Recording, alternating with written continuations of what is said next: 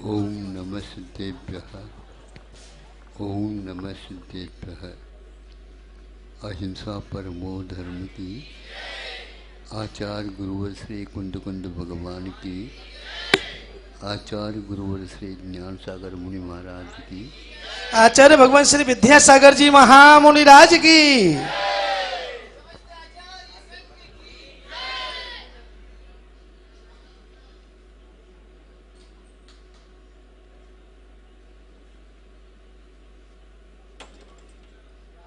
अपनी सीमा क्या है? अपनी सीमा का मतलब हम जिस कार्य को करना चाहते हैं उसकी सीमा, दायरा क्या बोलते हैं आप? तो कितनी है?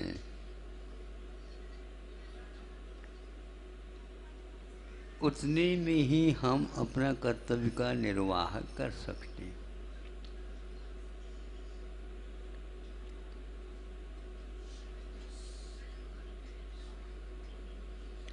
कर्तव्य अपने आप में बहुत महत्वपूर्ण वस्तु होते हुए भी उसकी एक सीमा होती है। सीमा की बाहर जिसको कर्ता बोलते हैं वो जा नहीं सकता। निमित्त कर्ता भी अपनी सीमा तक ही रह सकता है। महाराज हम क्या करें, हमारे कर्म के उदय हैं, इसलिए ये सब मैं कार्य कर रहा हूँ, इसमें यहाँ तक भी कोई बाधा नहीं। महाराज हमारे कर्म का उदय है इसलिए सब हो रहा है, अच्छी बात है। मतलब वह ये कहना चाह रहा है कि मैं कुछ नहीं कर रहा हूँ, नहीं समझे, हो रहा, अच्छी बात है, ऐसा कर लो।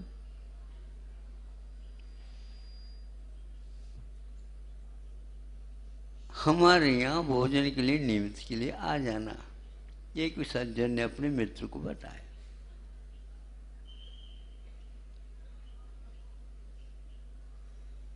वो गया। क्यों? हमारे कहने से आए हो या अपने आप आना था, वो आ गए हो? यूँ कहना चाहिए था कि हमारा यहाँ आना था, आपका बुला हुआ जो है ना, ये आपका होना था। दोनों घटाया। हमारा तो आना होना था और आपका बुला हुआ होना था, दोनों का मिल गया मेल, तो हम यहाँ पर आ गए। हम नहीं आए, मतलब ये सब हो रहा है, बहुत अच्छी बात है। फिर इसके उपरांत परोस करके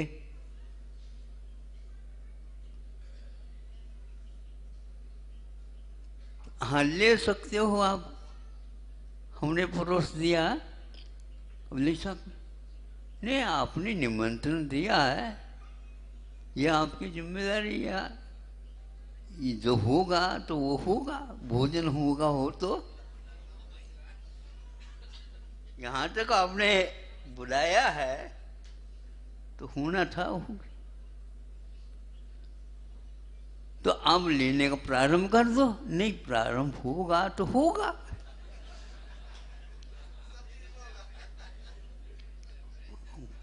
करने की तो बात है ही नहीं।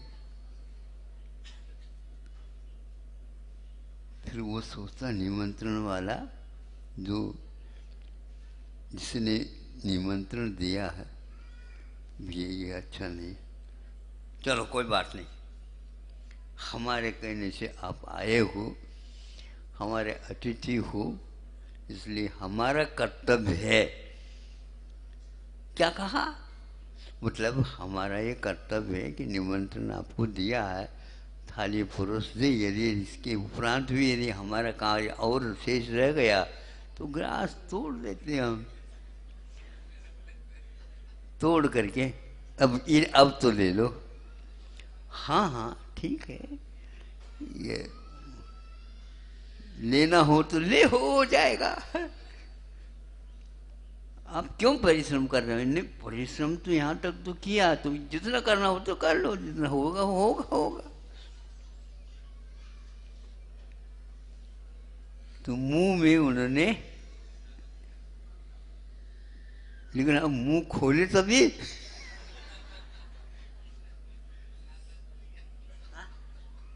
खुलना तो खुल जाएगा, जैसे मौसम खुलता है तो खुलता है, हमारे हाथ में थोड़ी है वो।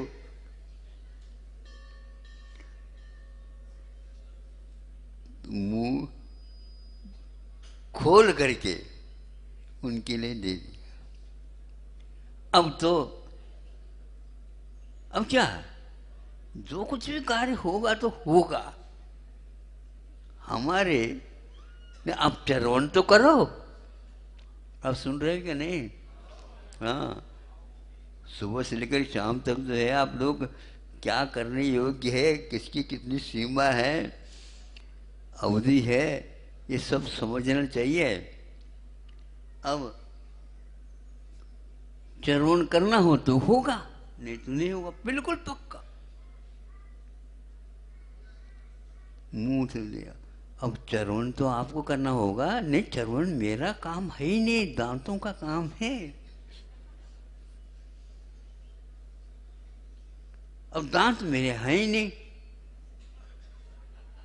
मैं चाहता हूं दांत तो बने रहे, लेकिन वो चले गए। जाना तो जा गए।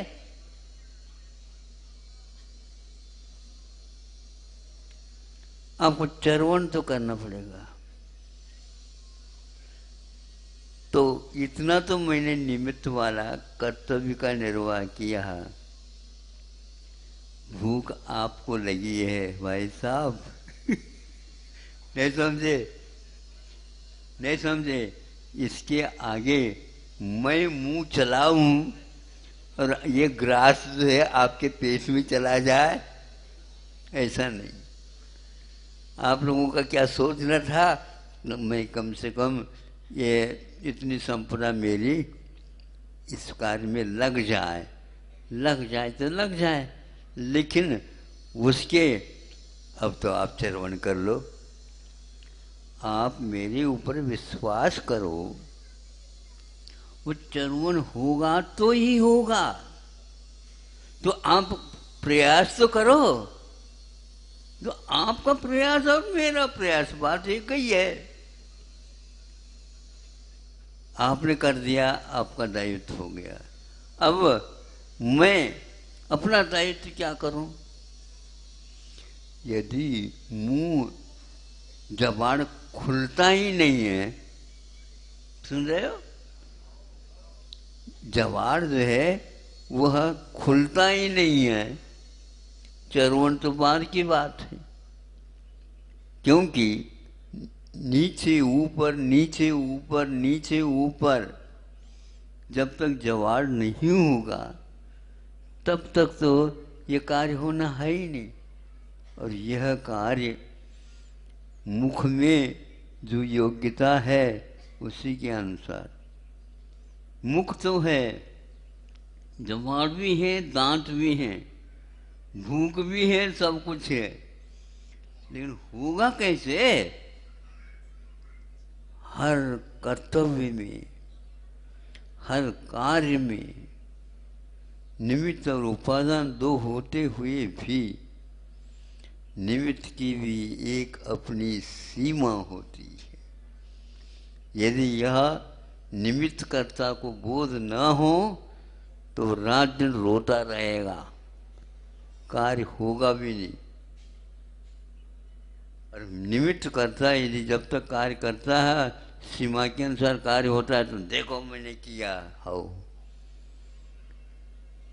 यदि किया है तो कल भी कर लेना है। बस आप बोलना चाहते हैं, कभी कभी आपके मुख से शुद्धि बोलते हैं लेकिन थोड़ी सी गलती निकलती है। उस गलती को देख करके हम आपको डांटे, ये भी ठीक नहीं है, और वहाँ से चले भी जाएं, ये भी ठीक नहीं। नहीं समझे? इतने सारे सारे निमित्त जुट गए हैं और कहाँ जोड़ना है। ठीक है, निमित्त कर्ता को भी निमित्त के साथ ही समझना चाहिए। आप ग्रास बना करके उनके हाथ में तो दे सकते हो, यहाँ तक तो, क्योंकि आचार्यों ने कहा आप स्वयं के हाथ से ग्रास मोड़ करके थाली में रखा, ऐसा नहीं। आप क्षुल्लक जी नहीं, क्षुल्लक जी के हाथ में पात्र देते हैं, उसमें डाल दिया जाता, आप वो अपने आप हाथ में लेता हो चला जाता। लेकिन अपने यहाँ कर पात्र में वो देगा तो लेंगे, शुद्धि बुलवाएंगे, और थाली लेकर खड़ा है, ले लो महाराज। क्यों है? अब लेकर के तो आए, इसीलिए तो लाए ना महाराज, हम अच्छे ढंग से भर करके ले आए, दोनों हाथ से पकड़ रखा थाली, कोई गिर न जाए, आप ले लो। नहीं, एक एक ग्रास, लेकिन स्वयं के हाथ में वो लेगा, अपने हाथ से नहीं लेगा, वो अपने हाथ से देगा तो लेगा अपने हाथ में। अब महाराज हमने ग्रास दिया है, हम संशोधन करेंगे, तुम अपने थाली तक तो संशोधन करो। अब संशोधन तो होगा, वो अपने अनुरूप होगा, हम अपने संशोधन करेंगे। फिर इसके उपरांत हाथ यदि नहीं उठा,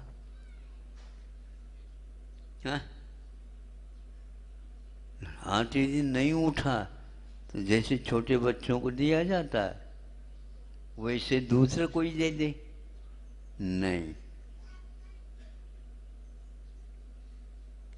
अब यहाँ तक निमित्त का कार्य पूर्ण हुआ। जो जैसे योग्यता के अनुसार आपने निमंत्रण दिया, निमंत्रण के योग्य कोई होता तो वह जाएगा। हमें निमंत्रण आप देंगे तो हम आ नहीं सकते, और हम बता करके तो आ नहीं सकते।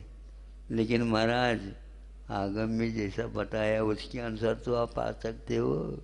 हाँ, उसमें तो आएंगे। महाराज आपको मेरे आंगन तक तो आने के लिए आज्ञा दी है, हाँ बिल्कुल ठीक। दूसरे के आंगन में मत जाओ, ये भी लिखा उसमें। हाँ, ये निमित्त सारे सारे तीर्थंकरों ने भी पाला। तीर्थंकरों ने कहीं गए ने को कैसे नहीं, आगम के अनुकूल ही उन्होंने स्वयं को दीक्षित किया है। किसी से दीक्षित नहीं हुए, लेकिन आगम के विपरीत उनकी कोई एक भी चर्या नहीं होती। 6-6 महीने के लिए उपवास संकल्प लिए, आगम के अनुरूप लिए। किसी ने कहा था उनको नहीं, तो आगम में क्या लिखा है? ये लिखा, ये तो सूत्र ज्ञान के द्वारा उन्होंने जान लिया। सारे सारे विधिवत निमित्त के अनुसार, उपाधि ज्ञान का अनुसार अपनी अपनी सीमाएं हैं, और बिना भूख लगे उठते भी नहीं। ये संज्ञा का निमित्त मिलना अनिवार्य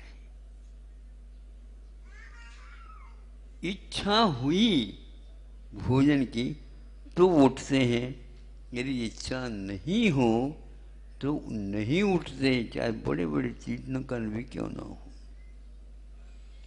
आश्चर्य होता है।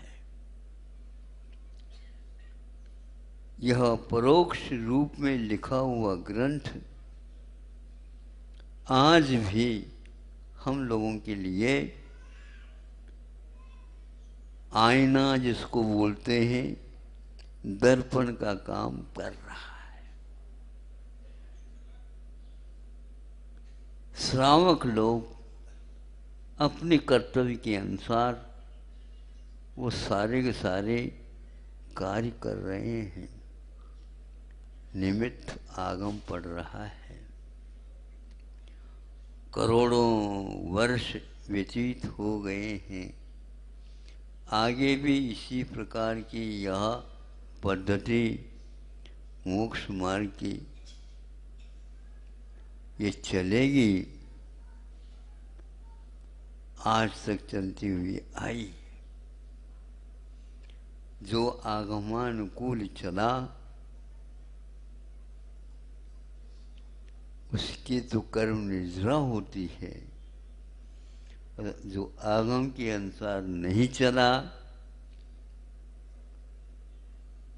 तो उसकी भावना के ऊपर इतना तो हम कह सकते हैं, यदि विपरीत जानबूझ करके चला, कर्म की निर्जरा न होकर और विशेष अशुभ बंध उसको होगा। अब ये किसने लिखा?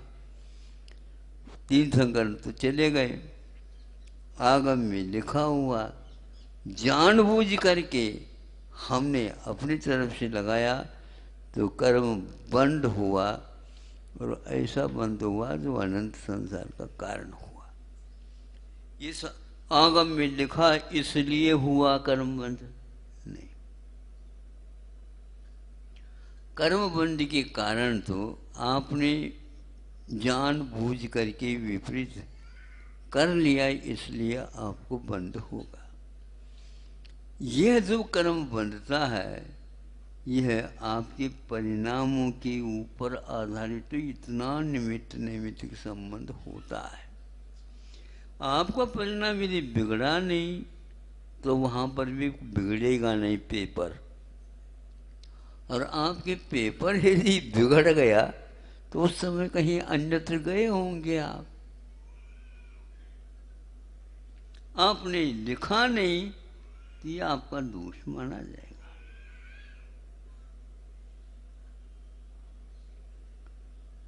इन सब बातों से क्या लेना?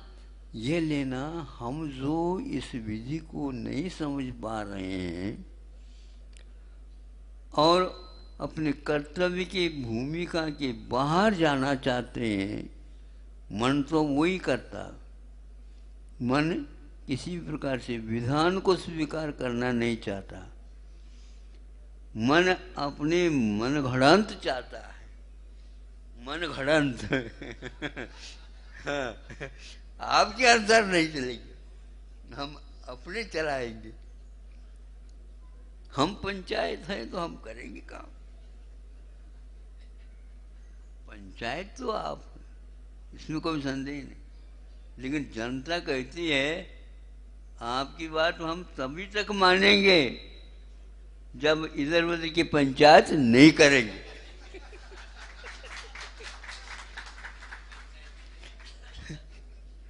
नहीं समझे? आप अपनी पंचायत करोगे तो जनता कहती कि करते रहो घर ही, घर में, हमारे कुटिया में मत आओ, और आपके महाप्रसाद में आने की मुझे कोई आवश्यकता नहीं। ध्यान रखना, एक दिन जनता यदि निर्णय ले ले, वहां जाना नहीं, वो तो नहीं पहुंचना है। हाथ जोड़ करके आना पड़ेगा पंचायत को, यदि चाहता है तो। इसलिए बड़ा अद्भुत सा लगता है। इसमें अरहंत परमेष्ठी अपने समय पर योग्य जनता के योग्य बोध भी देते हैं। यदि आप घर छोड़ करके वहाँ समूचरण नहीं जानते तो वो हाथ जोड़ करके आपके पास नहीं आएंगे।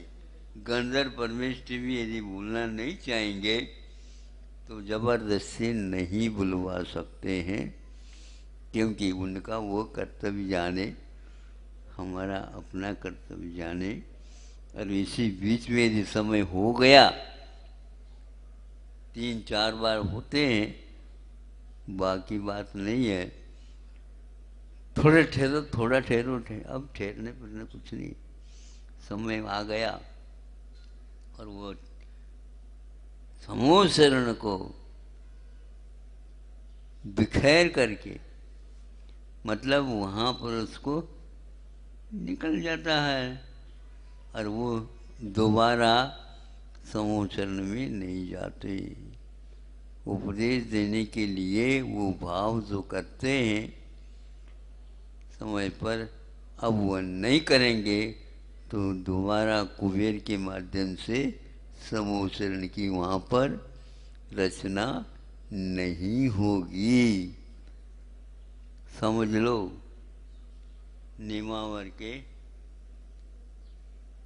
प्रबंधकों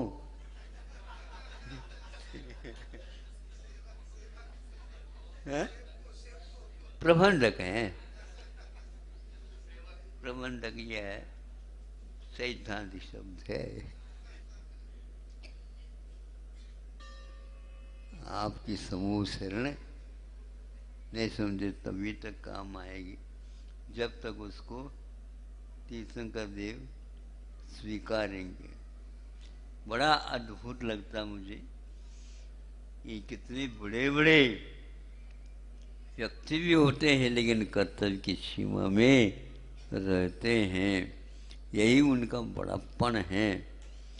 और इस बात को समझ करके हम भी इस दुर्लभ जो घड़ियाँ हैं उसमें अपना भी योगदान ले करके कर्तव्य के कुछ क्षण गुजर जाते हैं, तो उसके परिणाम स्वरूप अगले भविष्य में उसकी भूमिका का निर्माण हो जाता है।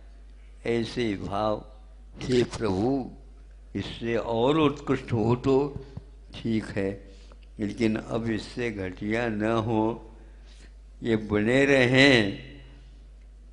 निमित्त भी जो मिला है वह समय पर अपना काम करेगा ही, और उसके निमित्त से हम अपने अच्छे कर्तव्य करके कर्तव्य की भूमिका हम निभा सके, निभा लें, इतना ही वांछा है।